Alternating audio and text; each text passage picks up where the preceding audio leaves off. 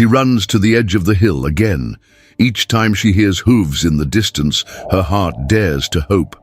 But tonight, the wind brings no rider, only a silence sharper than betrayal. 2 years have passed since Captain James Ashworth vanished into the smoke of war, leaving behind a promise beneath an ancient oak and a girl who never stopped believing. But when a letter finally arrives, it carries more than words. It carries the end of everything she once trusted, a name returned, a locket unloved, and a secret that will unravel everything. Tell us, where in the world are you listening from? And what is it about period romances that keeps your heart coming back for more? Yorkshire, England, autumn of the year of our Lord 1851. The wind howled across the moors with the voice of the forgotten. It slid through the grass like a whisper on the hem of a memory, cold and insistent, curling around the shoulders of a solitary figure at the crest of the ridge. There, wrapped in a shawl of knitted wool the color of winter smoke, Charlotte Everdene stood motionless, her breath catching in the air like mist clinging to sorrow. Her fingers, gloved but trembling, gripped the wrought iron gate that marked the edge of Weatherburn's northern boundary. Beyond lay the path that wound like a thread through the golden heather, vanishing at the bend where the hill began to rise.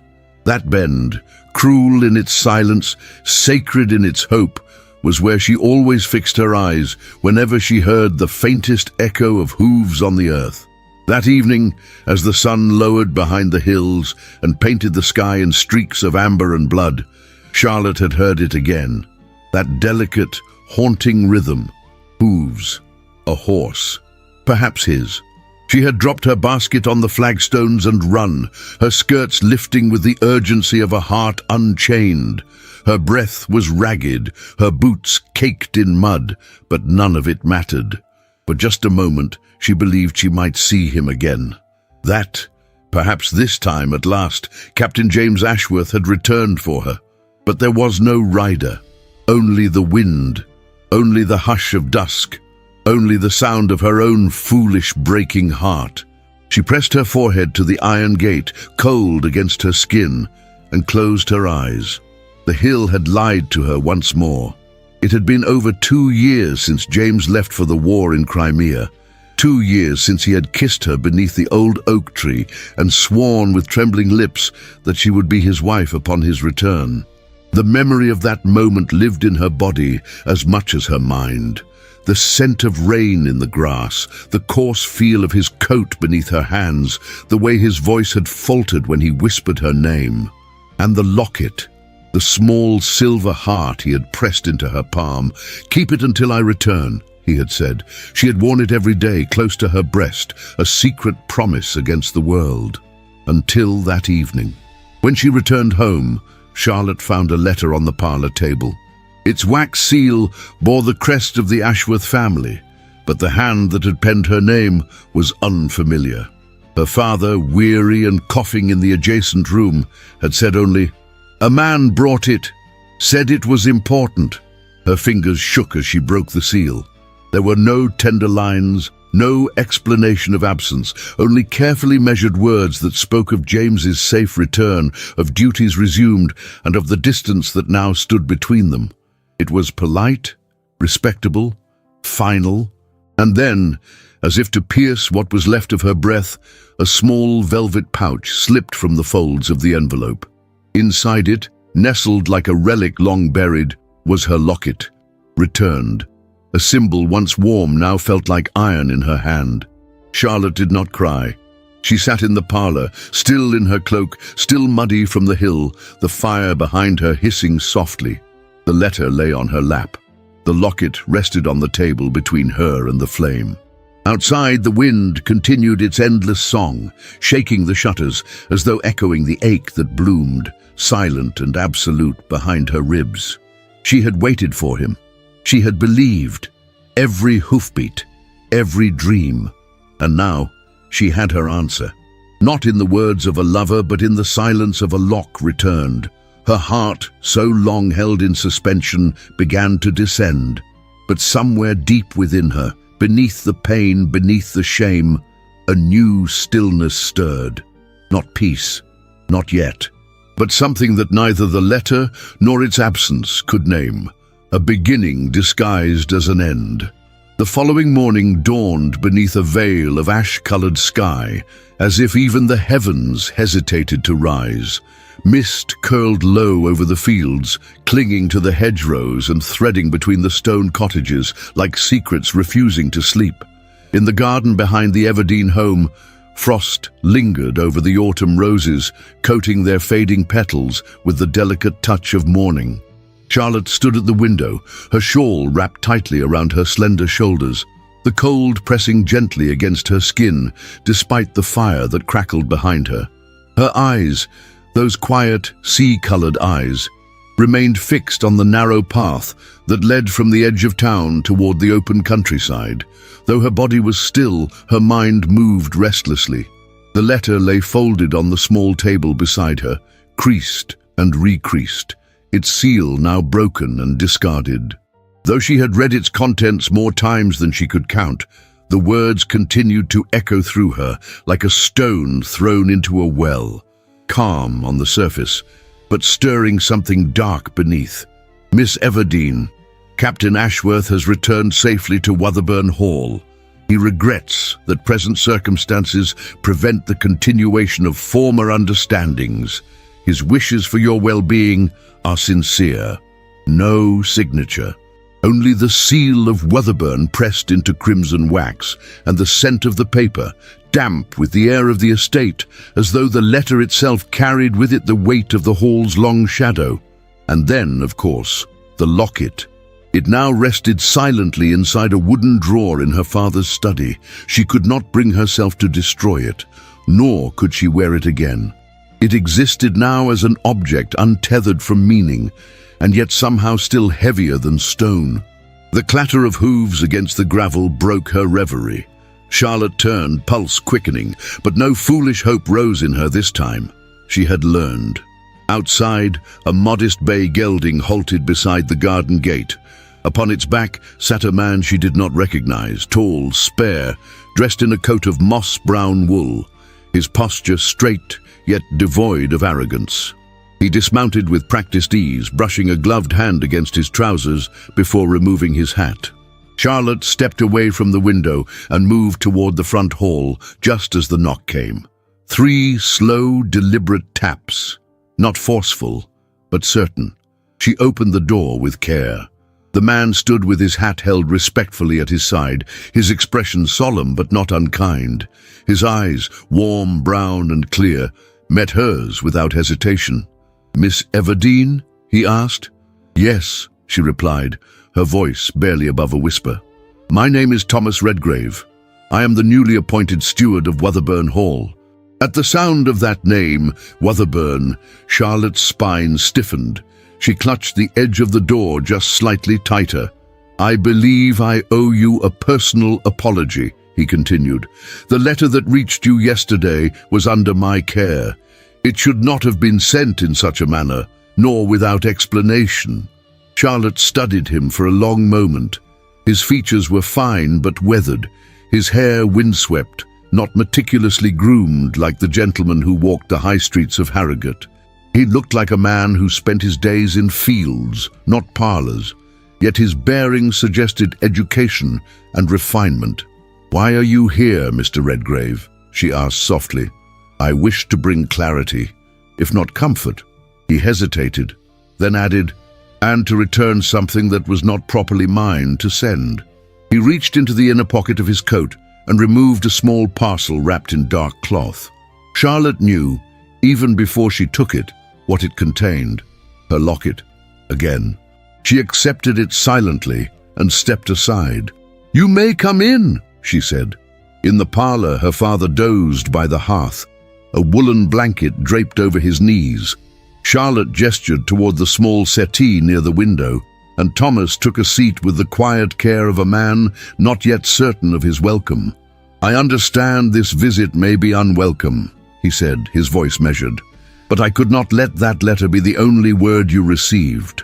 You deserved more than what was written." Charlotte sat across from him. "What more is there, Mr. Redgrave? It said all it needed to say." Captain Ashworth has returned, and I am no longer needed. Thomas's gaze faltered for the first time. He returned wounded. Not just in body, Miss Everdeen, but in mind. There are things, burdens he carries now that have changed him. And those burdens required marriage to another woman. Her words were not bitter. They were not raised in accusation. But the pain behind them made them all the more cutting. Thomas exhaled slowly. That union was arranged by his father before he passed. Wetherburn was collapsing. His marriage, he stopped. I am not here to excuse what cannot be excused. Only to tell you that Captain Ashworth is not the man he was before the war, and perhaps he is no longer the man either of you once believed he could become. Charlotte looked down at the cloth bundle in her lap, her fingers brushing over its edges. Her voice, when she spoke again, was like silk strained too tightly across a violin string. Did he ask you to come? No. Then why do you trouble yourself? There was no malice in her tone, only quiet exhaustion. Thomas paused, then said, because silence can be crueler than truth, and I thought you deserved the dignity of neither being pitied nor forgotten. For a moment they sat in stillness. The fire snapped behind them. Her father murmured in his sleep.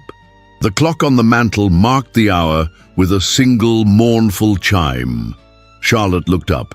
There was something in Thomas Redgrave's expression that unsettled her, not because it was unwelcome, but because it was so unfamiliar. It was earnestness, not masked behind pity or judgment. It was the gaze of a man who had seen disappointment and chosen still to stand.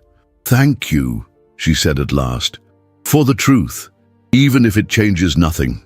He rose, bowing his head respectfully. I shall take my leave. If there is anything you ever need, for your father, for the property, for safety, I remain at your service. As he turned toward the door, Charlotte's voice stopped him. Was it you who sealed the letter? He looked back. No, it was dictated by Lady Ashworth and signed in his stead.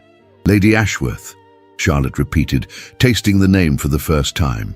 He inclined his head once more and stepped out into the fog, disappearing down the garden path as quietly as he had come.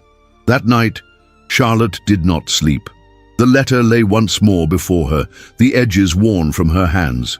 She read it again, not searching for hope, but dissecting each word with the precision of a surgeon, peeling back its cold formality to reveal the bleeding beneath. And when the hour grew near to dawn, she took it to the hearth. The flames accepted it without hesitation, curling it into ash in seconds. But the locket she placed back in its box, folded in cloth like a memory, not yet ready to die. As the sun broke over the ridge and poured golden light through the frost-rimmed glass, Charlotte stood alone in the parlor, her eyes dry, her shoulders straight, and her heart no longer asking why. Only what now? The morning air carried a damp chill across the grounds of Wetherburn Hall, where ivy clung to the weathered stone like fingers refusing to release the past. The once majestic estate, seated upon a rise overlooking the Yorkshire Dales, now wore its splendor like a fading garment, threadbare at the edges, noble in form but fragile in spirit. The carved archways and great chimneys still stood, but the windows, though polished, felt like eyes too long closed. Thomas Redgrave, newly appointed steward and reluctant witness to its decay, walked the length of the east corridor with a leather-bound ledger pressed against his chest. His boots echoed on the flagstone floor, a solitary rhythm in a house that had known the clamor of servants, the music of laughter, the heartbeat of legacy. Now it knew only silence. He paused by the tall, arched window overlooking the orchard, its trees bare and silvered with frost. Beyond them, the horizon stretched into a tapestry of cold hills and dying light. The estate lands extended for miles, but there was no longer glory in their breadth, only burden, only memory. Behind him, a voice as precise as a blade rang through the stillness. Mr. Redgrave. He turned. At the top of the staircase stood Lady Evelyn Ashworth. She descended without haste, her dark emerald silk gown rustling like dry leaves. Her posture was unyielding, her chin lifted with the weight of inherited pride. Every movement was deliberate, every glance measured. Her auburn hair was gathered in a chignon, so perfectly fixed it might have been carved from porcelain. Pearls nestled at her throat. Her green eyes, the shade of deep forest, regarded him not unkindly, but without warmth. "I trust the accounts for the tenant farms are in order," she said, her tone even. "They are, my lady. I've adjusted the rates for parcels affected by the flooding near the mill stream. It would be unwise to demand full payment this season." A pause. "We are not a charity, Mr. Redgrave." "No, my lady," he replied, "but we are not without eyes either." Her gaze held his a moment longer than was comfortable, but then she nodded, a single sharp dip of the head, and turned to continue her walk. It had been this way for weeks. Since the captain's return from the Crimea and the subsequent announcement of his marriage, Lady Evelyn had taken command of the estate with cool efficiency. She spoke little of her husband. Indeed, Captain James Ashworth's name had become an artifact within these walls, kept under glass, untouched by conversation. His recovery was spoken of in quiet tones, his injury alluded to but never described. He had not been seen beyond the hall since the week of his return. Some said he remained in the West Wing. Others whispered of sleepless nights, of physicians summoned from Leeds, of a man returned but not restored. The staff kept their heads down. Servants no longer laughed in the kitchens. Footmen passed each other like ghosts in the hall. Wotherburn Hall, though still grand, breathed in whispers now. Thomas made his way to the steward's office, a modest chamber tucked behind the library. He sat at the heavy oak desk, opened the ledger, and tried to turn his mind to the numbers, but his thoughts wandered. Not to the estate, not to Evelyn, to Charlotte Everdene. Her face had not left his mind since he stepped through her door with the letter in his coat. He had seen many expressions in his time, grief, rage, joy, but never such quiet devastation. She had not wept. She had not begged, and it was precisely her composure that had unsettled him so deeply. There had been strength in her stillness, and something else, something unspoken. His pen faltered over the page. Far from the grand chambers of Wotherburn, Charlotte rode along the muddy lane just south of Millfield, the reins of her father's horse gently gripped in her hands. The small black satchel strapped behind her saddle clinked softly with vials and bandages as she guided the mare to a stop before a thatched cottage. Smoke curled lazily from the chimney. She dismounted with practiced care and knocked twice before pushing open the door. Inside, a child of perhaps 9 lay in bed, her cheeks flushed from fever, her breathing shallow. Charlotte knelt beside her without ceremony. "How long has she been like this?" The girl's mother, pale and anxious, twisted her hands in her apron. "Since the night the rains came, she won't eat." Charlotte pulled a small bottle from her satchel, opened it, and poured 2 drops into a spoon. "This will bring down the fever, keep her warm, bathe her forehead, and let her sip broth as soon as she can hold it down." The woman nodded, grateful beyond words. As Charlotte stood to leave, a quiet voice stopped her. "Miss Everdene?" the child whispered, her voice thin. Charlotte turned. "Thank you. For the lessons, the reading." A weak smile formed on the girl's lips. "I still remember Jane and the apple tree." Charlotte's breath caught. She had forgotten the lessons. They had begun as something incidental, passing the time with her father's younger patients, reading aloud while he changed bandages or administered tonics. But some children had asked for more, and she, needing purpose when her heart felt hollow, had given it. Little words, little hands tracing letters, the beginnings of a seed she had not known she'd planted. Outside, she climbed into the saddle, but did not urge the horse forward. Instead, she sat beneath a grey sky, her fingers curled around the reins, her gaze lingering on the horizon.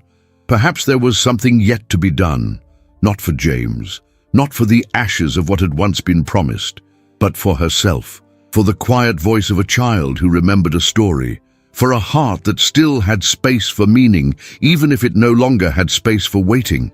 At the same hour, high within Wotherburn Hall, Lady Evelyn stood before a mirror in her chamber.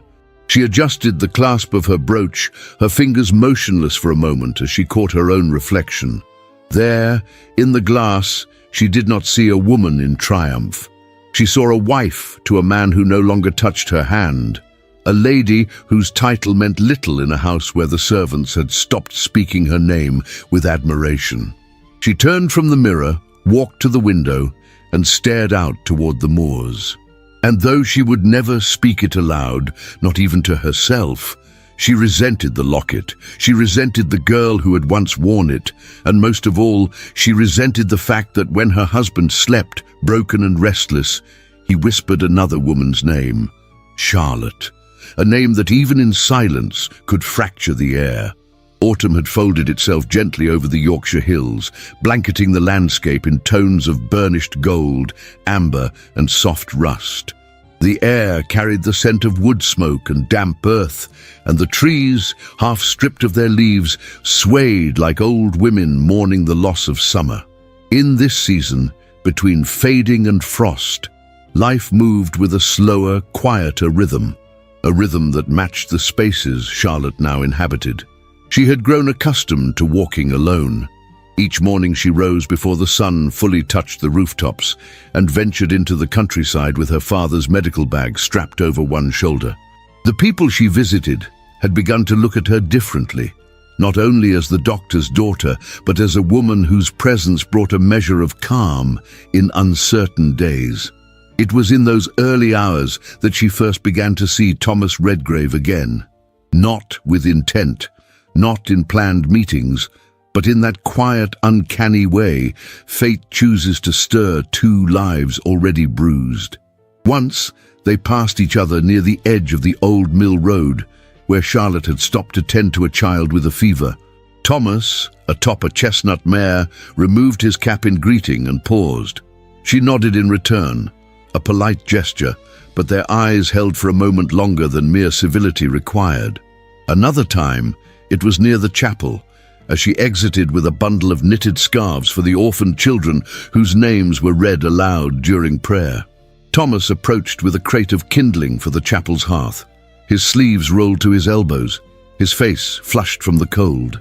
They exchanged no words, only glances, his respectful, hers cautious, and yet it was in the market square, on a morning ripe with the scent of apples and peat, that the silence finally gave way.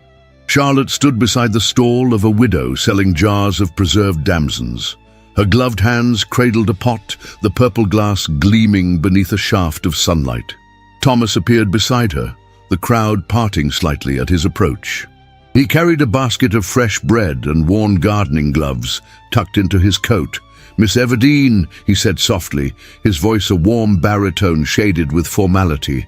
"Might I walk you home?" She looked at him, surprised, not by his presence, but by his directness. The market square was full of eyes. The suggestion was bold, but Charlotte, who had grown tired of whispering through the ruins of yesterday, gave him a single nod. They walked side by side through the winding lanes, their boots stirring the leaves along the path. The breeze carried their words gently without pressure. They spoke of neutral things, of the harvest, of how the frost had come early this year, of the miller's wife who had taken ill but now recovered. It was not until they reached the old stone wall near the outskirts of town, where the trees bowed in from both sides, that the conversation took its first true breath. "I imagine," Charlotte said, her gaze fixed on the narrowing road ahead, "that your work at Wotherburn has not been simple." "No," Thomas replied, "but neither is it without meaning." She glanced at him. "Do you find meaning in serving those who would rather forget the people they once hurt?" He didn't answer at once. His expression did not change, but his shoulders tensed beneath his coat.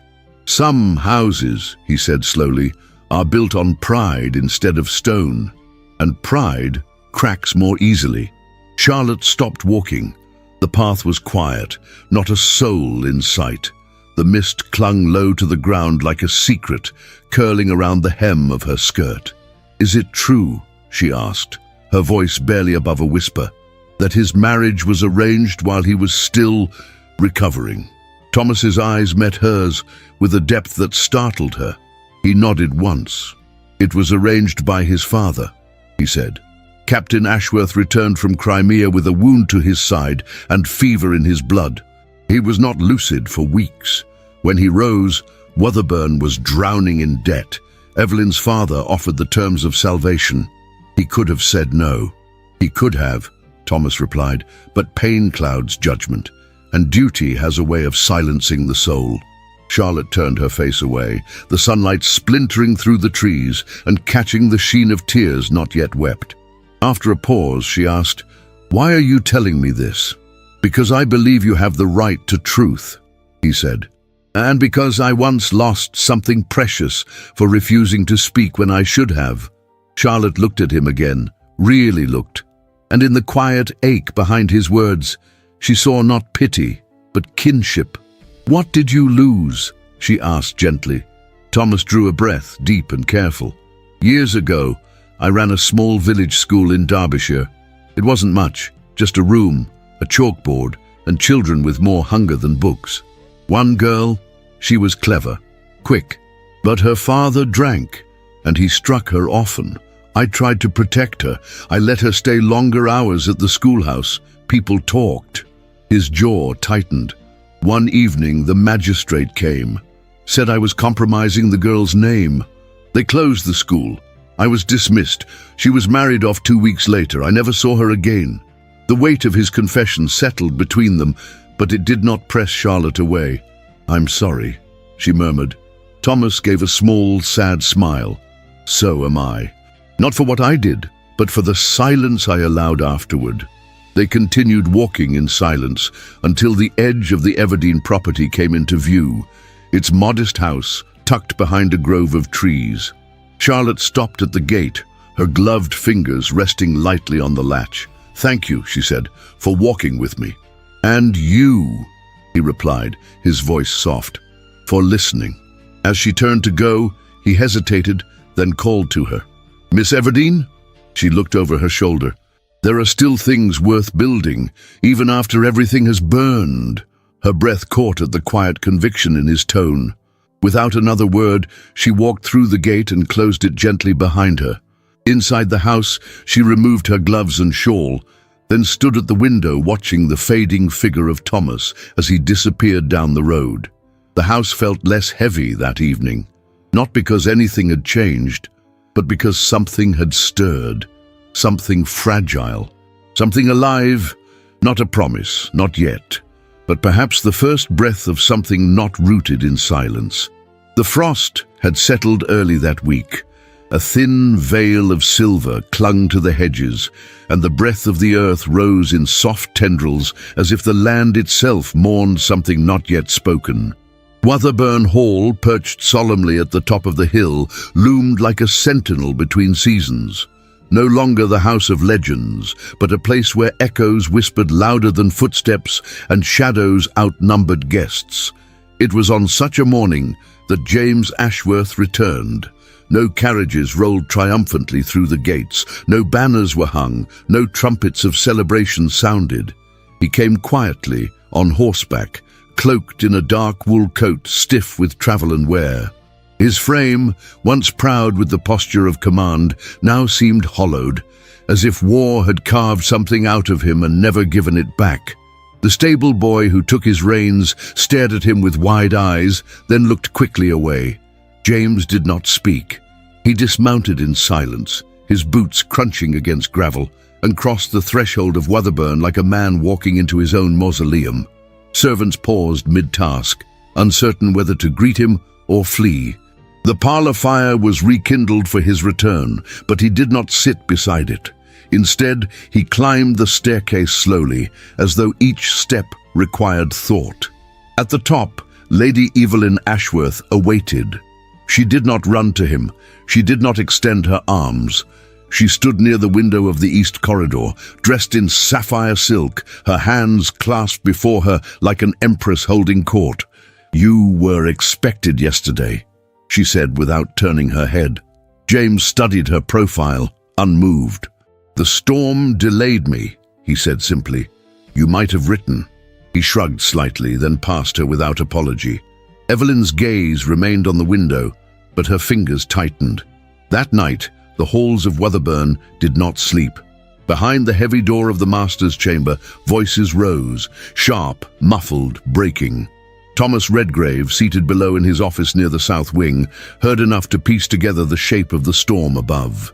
"I gave up more than you will ever understand.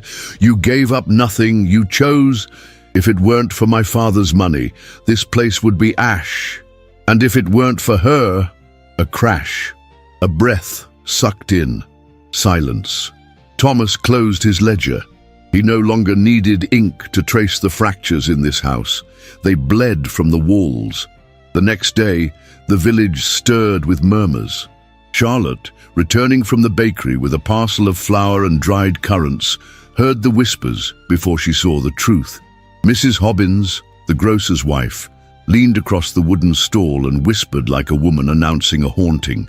"They say he's back, but not himself." Charlotte's hands tightened around the paper bundle. She kept walking. Later, near the chapel gate, as the wind picked up and scattered dry leaves across the stone path, she saw him. James. He stood at a distance across the green, his form still but upright. Dressed in a black coat with high collar and gloves of dark leather, he looked less like a man and more like a silhouette, cut from the past and pressed cruelly into the present. Charlotte's breath caught. For a heartbeat the world narrowed, as if time itself had paused to allow recognition. But he did not move toward her. He did not speak. His eyes met hers and passed through her, as though she were air, as though she were no one. Then he turned and walked away. That evening, the hearth in her home crackled with firelight, casting long shadows on the walls. Her father, asleep in the chair with a blanket over his legs, murmured occasionally in dreams. Charlotte sat at the writing desk, hands still, eyes unfocused. The locket sat beside her, a relic of promises folded into ash. A knock at the door startled her, not urgent, not loud. When she opened it, there was no one there. Only a folded slip of paper, left neatly on the threshold, sealed with no name. She brought it inside and broke it open by candlelight. "Meet me beneath the oak." No signature, no date, no doubt. The handwriting was his.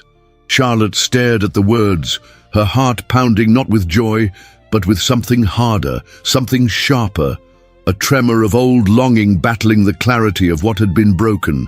She did not sleep that night.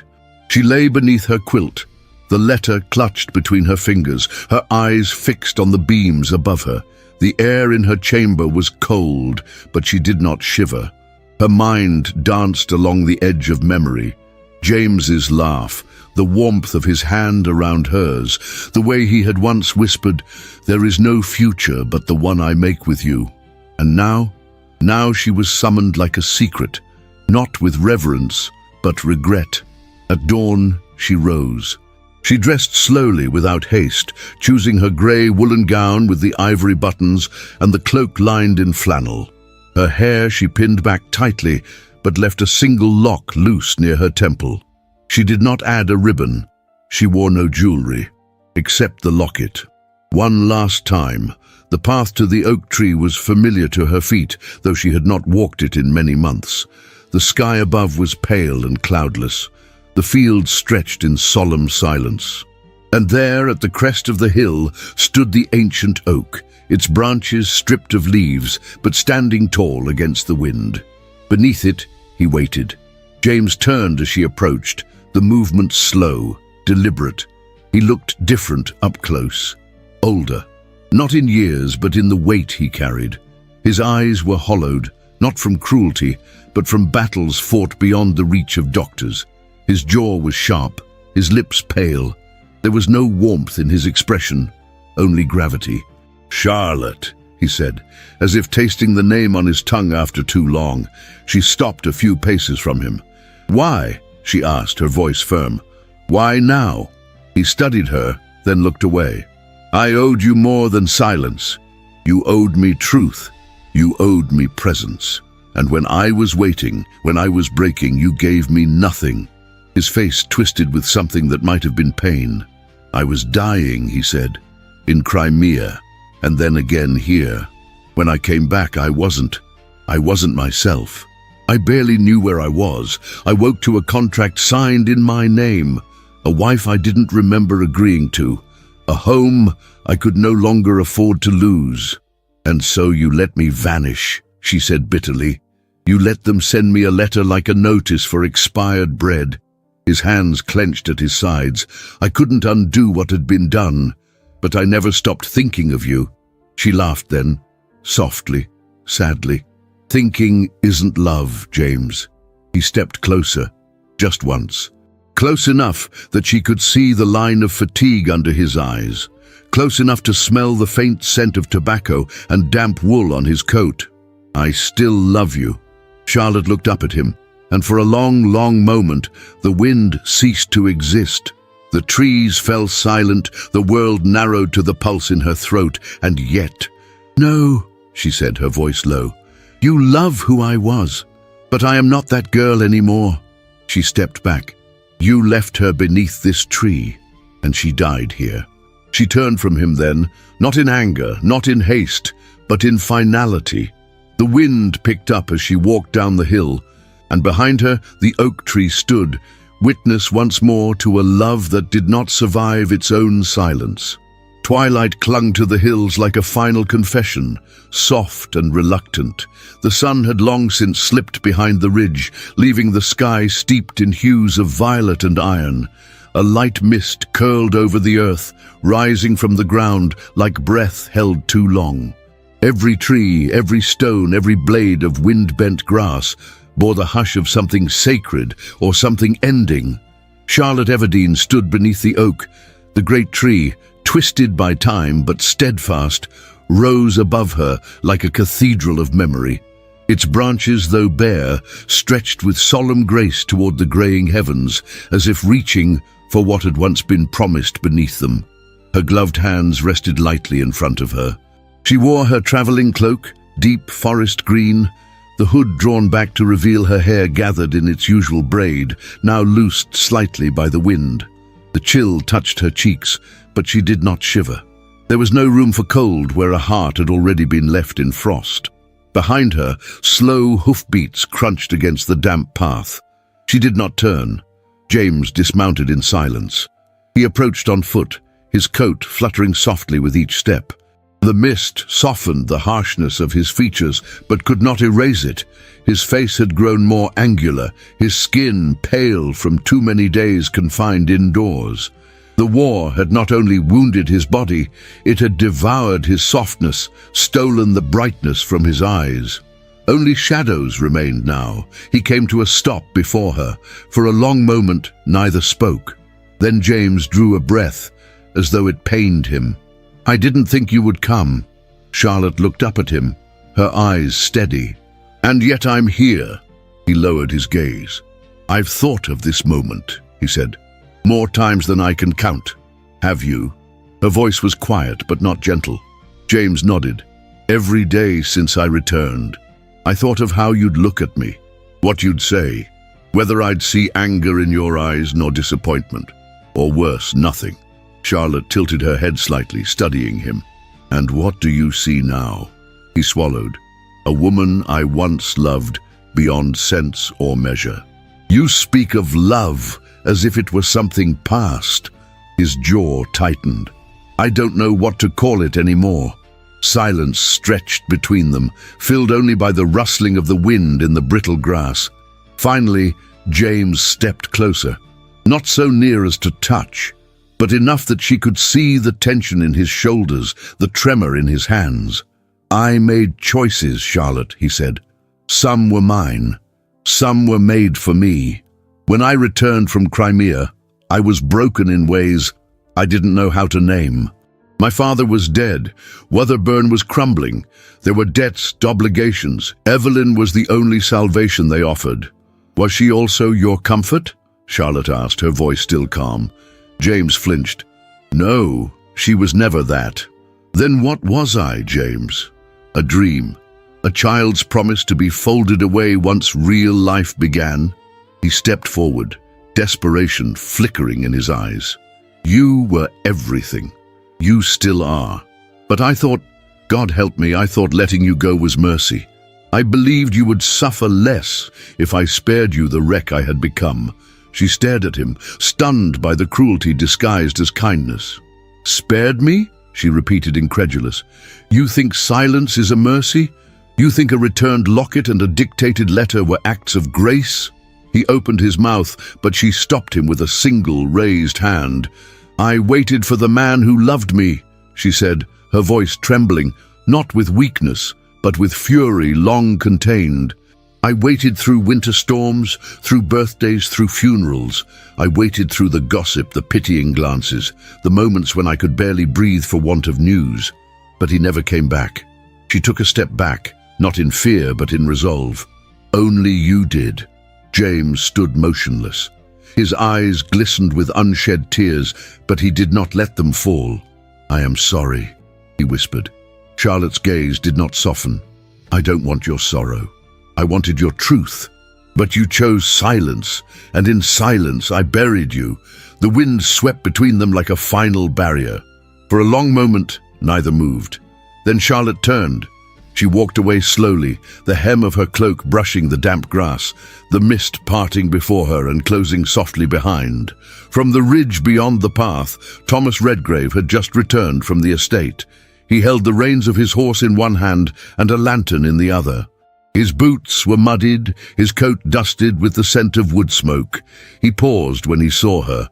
Charlotte emerged from the fog like a figure from legend. Tall, proud, heartbreak trailing behind her, like the last notes of a requiem. She did not see him until she was nearly upon him. When their eyes met, her breath caught. She did not speak, neither did he, but he held out the lantern wordlessly, and together they walked the final stretch of road, not side by side, not yet, but no longer alone. The first snow of the season arrived without ceremony. It drifted quietly through the morning sky, delicate as lace, blanketing the cobbled paths and the sloping fields of Yorkshire in a thin veil of white. The air was hushed and reverent, as if even the birds dared not disturb the soft descent of winter.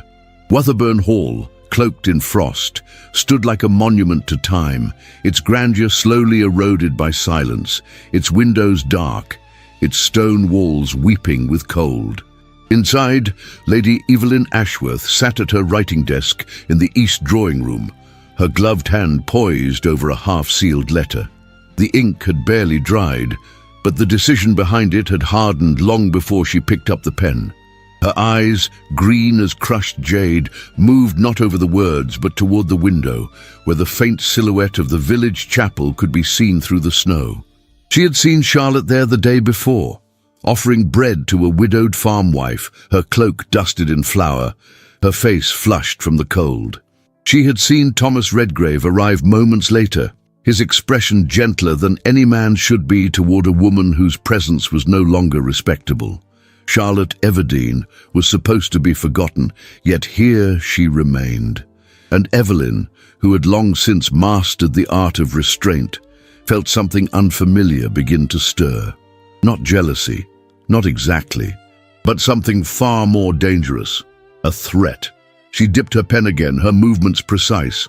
To Lady Hargrave, Hanover Square, London. Confidential inquiry, most delicate in nature. The wax seal bore the Ashworth crest, pressed firmly by Evelyn's hand.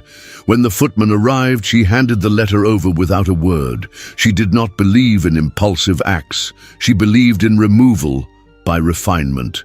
Meanwhile, in the study beyond the west wing, James Ashworth sat alone with a half-filled glass and a decanter of brandy. His once steady hands now trembled as he poured. The fire crackled in the hearth, but it cast little warmth. Shadows danced along the walls, reminders of every decision he had made and every door he had failed to open. He stared at the flames, his eyes hollow. There had been a time when he believed honor could save him. Now he understood that honor had many faces, and not all of them were merciful.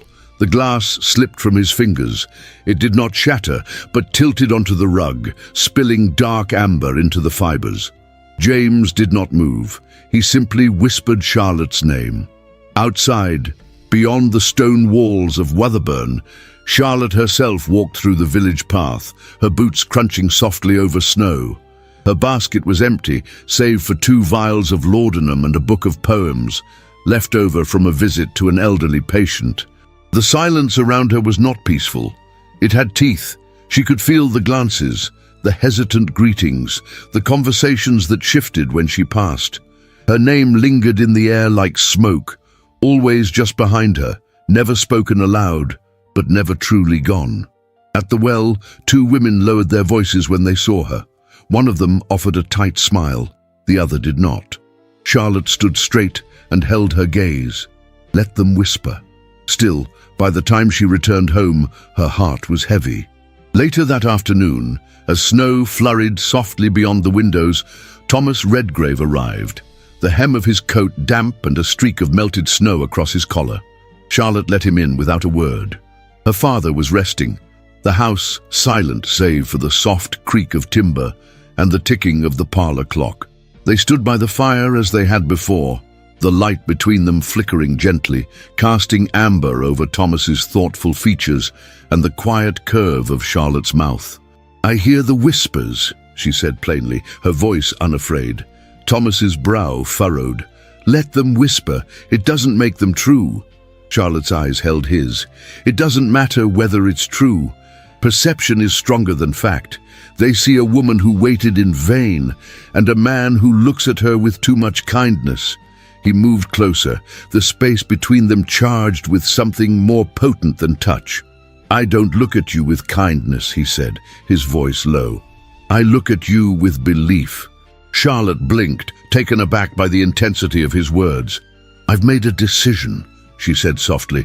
"I'm leaving Yorkshire. Not forever, but long enough for their memory to dull. I've written to a cousin in Dorset. They have need of a governess in their parish school. It will be quiet and far." Thomas's eyes darkened, but he did not argue. Instead, after a long pause, he spoke in a voice rough with truth. "Then I'll go too." Charlotte's breath caught. He stepped closer, not touching her, but letting the air between them tremble with what he did not yet dare. "I have nothing left at Wetherburn, no loyalty to hollow names. I was a schoolmaster once. I can be one again. I would leave it all, for a life that holds meaning, beside you." Her heart twisted. She looked at him, not as a man offering rescue, but as a man offering himself. And it was precisely because of that she said what she must. No. The word hung heavy between them. Thomas's face did not fall, but his hands, those strong, capable hands, curled slightly at his sides. Charlotte's voice was quiet but resolute. "Don't leave for me, leave for yourself." The silence between them was not absence, it was a heartbeat, a promise, not yet ready to be spoken. He nodded slowly, and in that nod there was no defeat, only respect, only waiting, only the beginning of something neither of them would name aloud. Outside, the snow continued to fall, and within the warmth of that quiet room, a fire crackled on, its light dancing gently over 2 souls no longer searching for what they had lost, but daring at last to imagine what could still be found. The sky had turned the color of pewter by early evening, heavy with clouds that pressed low against the horizon. Snow fell again, this time faster, with the kind of quiet urgency that made the world feel as if it were holding its breath. In the distance, Wetherburn Hall stood like a sleeping beast beneath the weight of winter, its turrets cloaked in frost, its chimneys exhaling thin wisps of smoke into the hush of dusk. No one saw the fire begin. No one heard the moment silence broke. It started in the East Wing, they would say later. Perhaps in the drawing room, where tapestries lined the walls and a dying fire was left too close to velvet drapery. Or perhaps in Lady Evelyn's private chambers, where candles burned late into the night, flickering beside letters never sent and bottles of untouched perfume. Some would whisper she had done it herself, out of despair or rage or something quieter and more poisonous. Others would blame James and the brandy he had taken to drinking alone, his thoughts lost in flames long before they consumed the curtains. Whatever its origin, the fire was merciless. By the time the first footman raised the alarm, the flames had already kissed the stairwell. Servants fled down the corridors, calling out names, choking on smoke. Paintings blackened, furniture snapped like bone. The grand rug in the central hall curled inward, devoured by red tongues, and still James Ashworth had not emerged, nor had Lady Evelyn. In the servants' quarters, Thomas Redgrave had just returned from the stables when he smelled the smoke, thick, bitter, unmistakable. Without waiting for orders, he raced through the back corridors, shouting for everyone to get out, grabbing coats from pegs, breaking open windows with his bare hands when doors refused to yield. He moved like a man possessed, not by panic, but by purpose. And when he heard someone cry out that Evelyn was still upstairs, his jaw clenched. "Where is he?" Thomas barked. "In the master's chamber. He won't come." Thomas didn't hesitate. He climbed the main staircase 2 steps at a time, the railing hot beneath his palm. The fire roared above, coughing smoke into the vaulted ceilings. Embers floated like spirits through the air. And then, through the haze, he saw James, dragging Evelyn, unconscious, her head lolled to the side, down the corridor with one arm while shielding her with his coat. His other hand was red, blistering from the heat. "James!" Thomas shouted. James looked up. His face was streaked with soot, his expression hollow but determined. He said nothing. Together they carried Evelyn down the stairs, staggering under her weight, coughing, nearly blinded by the smoke. They reached the great doors just as the roof of the east wing gave a terrible groan, and part of the ceiling collapsed in a shower of embers. Outside, the night was blinding with snow. The contrast between the freezing air and the inferno behind them was so brutal it stung the skin. Thomas laid Evelyn down on the snowy lawn. A maid ran to her with a blanket and a cry. James stumbled forward and collapsed onto the stone steps of Wetherburn Hall, breathless, coughing, his burned hand cradled against his chest. His once proud coat was scorched. His eyes were rimmed with red, and for the first time since he returned from the war, he looked fully, utterly human. Word had spread fast.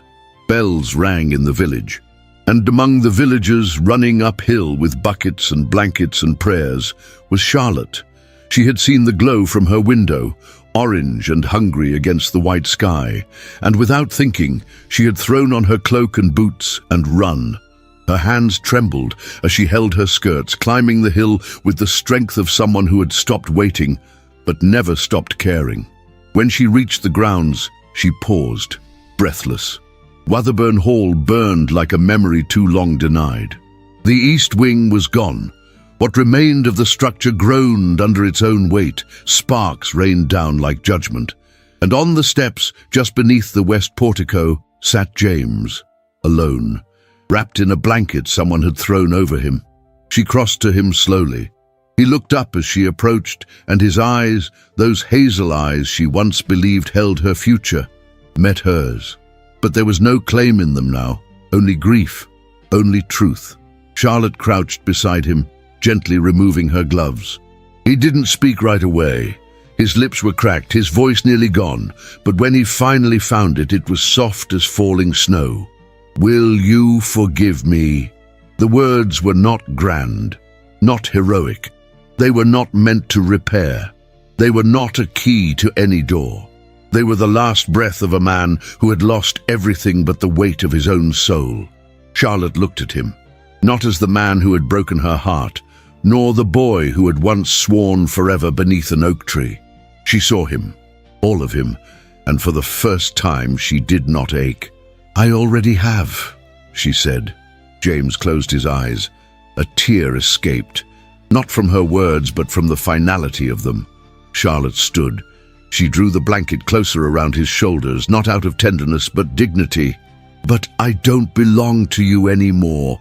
She turned and walked into the snow, her footprints vanishing almost as quickly as they were made. Behind her, the fire hissed as the snow fell harder. Wetherburn Hall groaned once more, then went silent. By dawn, only smoke remained, and Charlotte, standing at the edge of the fields, looked back not with longing, but with peace. Spring arrived not with fanfare, but with gentleness, the kind that slips between the cracks of grief and settles softly into the soul. The snows had long since melted, revealing earth that was damp, alive, waiting. Crocuses opened shyly at the edges of fields, and the birds, so long silenced by frost and fire, sang again in hesitant, hopeful bursts. It had been 3 months since the fire devoured Wetherburn Hall, leaving behind only stone skeletons and blackened beams. The east wing was gone entirely. The west stood damaged, uninhabitable, unsalvageable. In the weeks that followed, the estate was quietly sold to a banking consortium in Leeds, its lineage severed like a vine too long choked by its own weight. Lady Evelyn Ashworth departed for London without ceremony. No farewell, no address left behind. She vanished into the fog of the capital like a silk ribbon slipping beneath a door. There were rumours. There always were, but Charlotte paid them no mind.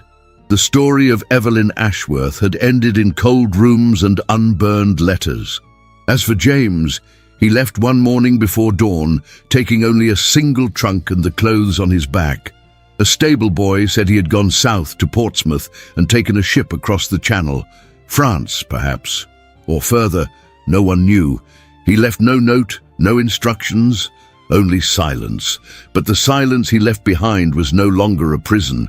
It was a blank page, and Charlotte Everdene had learned how to write upon it. The village schoolhouse had been closed for years, its roof sagging and its windows clouded with dust. It stood at the end of a narrow lane, where moss grew between the stones, and children once whispered their letters into the wind. Charlotte had passed it dozens of times in her life. It had never occurred to her that it could one day be hers. But in the weeks following the fire, when the ashes of Wetherburn still clung to the air, she had gone to the mayor with an idea. And he, startled by her certainty, gave her the key without hesitation. The building had been cleaned by Charlotte's own hands. She had scrubbed the floors with vinegar and ash, polished the desks, mended the curtains, patched the leaky roof with the help of a kind neighbor. The villagers had watched with cautious curiosity, but when they saw their daughters walking up the hill each morning, hair tied back, eyes lit with quiet pride, they began to believe what she already knew, that something could rise from ruin, that something could begin. Now each day, the classroom echoed with the sound of girls reciting vowels, their small voices weaving a tapestry of new futures. Some were daughters of farmers, some of widows. One, the shyest of all, was the child who had once whispered, "Jane and the apple tree." Charlotte stood at the front of the room with chalk-stained fingers and a heart no longer made of broken pieces, but of stitched strength. On the first truly warm morning of April, she stepped outside after the last lesson had ended, brushing chalk from her skirts. The air carried the scent of soil and lilac. Her boots crunched over gravel as she crossed the small courtyard, her bonnet slung over one arm. And there, standing at the gate beneath the budding ash tree, was Thomas Redgrave. He held a bundle of wildflowers, their petals caught in the spring breeze. Not roses, not anything grand. Just simple, fragrant offerings plucked from the hedgerows. Violets, primrose, cow parsley, one crooked daffodil. Charlotte paused. A smile tugged at her mouth, subtle but sure. "I don't suppose you've taken up botany," she said, stepping toward him. He returned the smile, his eyes shaded beneath his travel-worn cap. "No," he replied, "but I do recognize a season worth honoring." He held out the flowers. She took them. They stood in silence a moment, the breeze stirring her hair, the sun painting gold into the edges of his coat. "I came to tell you," he said finally, "that I've resigned." Charlotte's breath caught softly in her throat. "You're no longer with Wetherburn." He shook his head. "There's no Wetherburn left to serve, and even if there were, my loyalties have shifted. She looked at him then, fully, directly, and for the first time she saw not the steward of a great house, not the man who had delivered a letter from a life that had ended, but a man who had chosen his next chapter with intention. "I was offered a position at the school in Harrogate," he added almost shyly. "It's modest, but it's mine." She smiled again, this time with something deeper behind it. "I'm glad," she said. "You deserve to build something that belongs only to you." Thomas nodded, his gaze steady. "I came here," he said slowly, "not to ask if you would leave with me, but to tell you that I will stay if you'll have me nearby. Not as a protector, not as a rescuer." He stepped closer, his voice lower now. "But as someone who sees what you've made and who believes in it."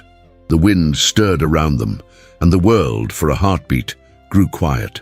Charlotte did not answer right away. She looked down at the wildflowers, then back up at him. Her hand brushed against his, feather light, not holding, only touching.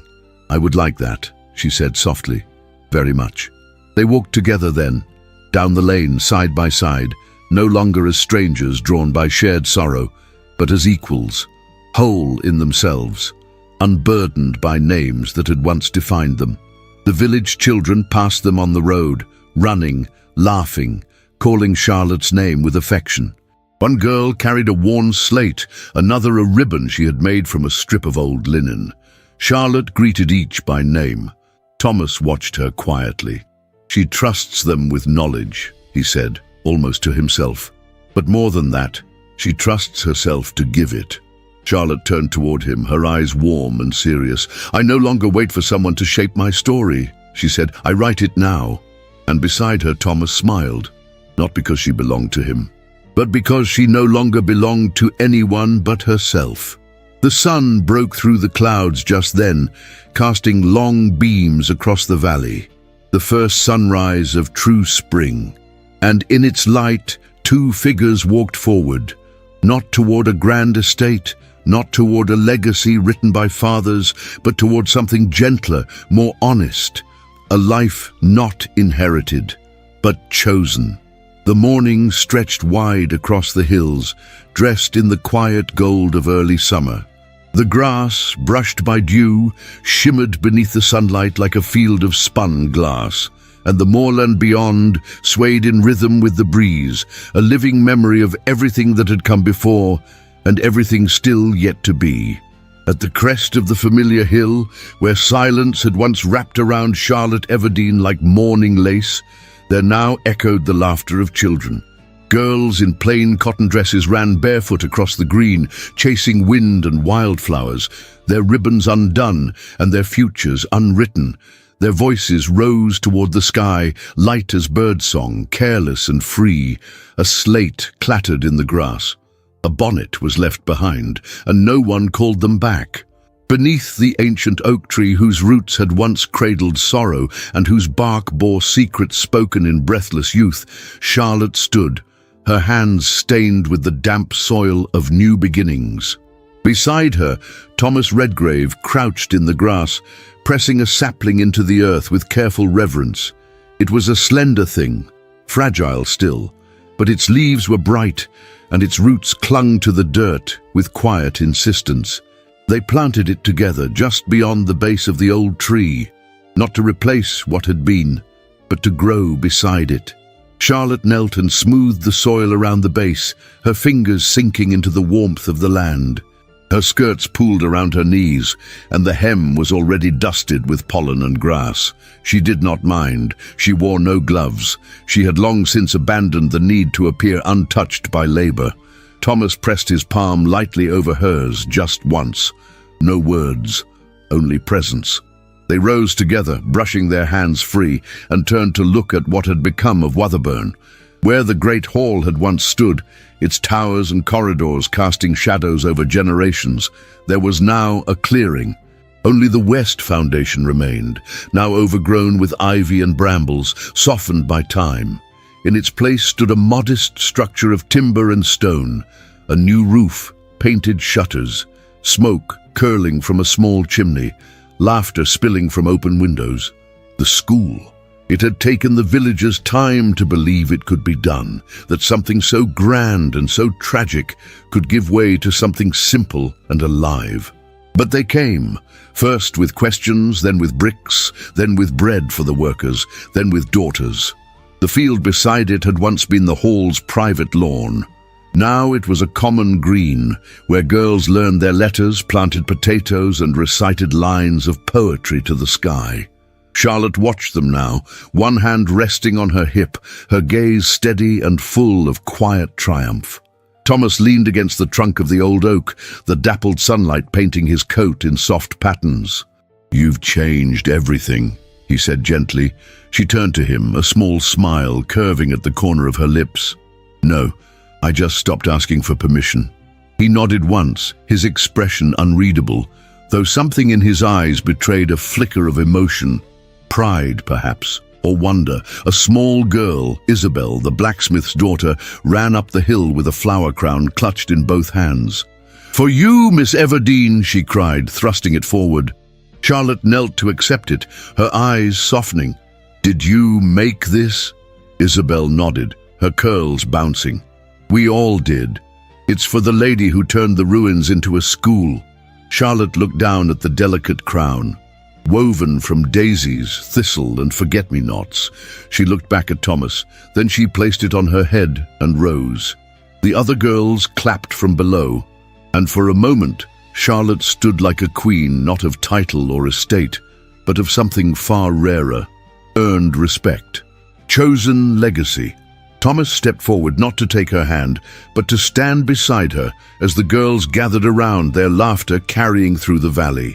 They walked down together, moving slowly through the wildflowers, their shoulders nearly brushing, their steps aligned. Not rushed, not dramatic, just steady. At the edge of the green, as the children returned to their lessons and the breeze lifted the curtain of one open window, Thomas turned to her. His voice, low and certain, carried the weight of what he had learned by loving her in silence. "We never had to inherit a legacy," he said. "We could choose one instead." Charlotte looked at him then, not as the man who had walked beside her through pain, not as the man who had asked nothing and given everything, but as the man she had chosen to believe in, and more than that, as the man who had believed in her. She smiled, not with longing, but with purpose. Because once she had stood beneath the oak tree and waited for a promise. Now she planted new ones. She was no longer the girl who counted hoofbeats. She was the woman others looked to when the sun rose, first bright and sure. And this time, when she looked out across the hills of Wotherburn, she did not see ghosts. She saw tomorrow. The wind that once howled across the Yorkshire moors now whispered, soft and familiar, like the voice of someone long loved. The land had not changed much. It still rolled in golden folds, still held the scent of earth and wild heather, but the hearts who walked it had. 8 years had passed since Wotherburn Hall had burned, its grandeur consumed and its silence scattered to the ashes. And in its place, something else had grown, something quieter, something stronger. On a late spring afternoon, when the sun was warm but not harsh, and the fields shimmered with wildflowers, Charlotte Redgrave stood at the edge of the school garden, her hands dusted with soil, her skirts pinned up slightly as she crouched to inspect a row of marigolds planted by her youngest students. Her face, touched now by the fine lines of time and laughter, still held the same light it had the day she first opened the doors to her little school on the hill. Behind her, the sound of children reciting Shakespeare echoed through the windows. Inside, maps hung beside rows of readers. A globe stood proudly on a corner table, and among the desks sat 32 girls, some of whom would go on to become doctors, painters, midwives, and parliament clerks. The school had grown just as Charlotte had, and so had her family. From behind the oak tree came the pounding of small feet and breathless giggles. "Mama!" cried a boy of about 6, his sandy hair a tangle of wind and mischief. "Maggie says I'm not allowed to be Shakespeare in the play." "That's because you forgot your line, you goose," shouted a girl just behind him, her braid unraveling as she ran. Charlotte turned, wiping her hands on her apron, and caught them both in her arms. "Maggie," she said gently, brushing the girl's hair from her eyes, "your brother may forget his lines, but he never forgets to help with the firewood.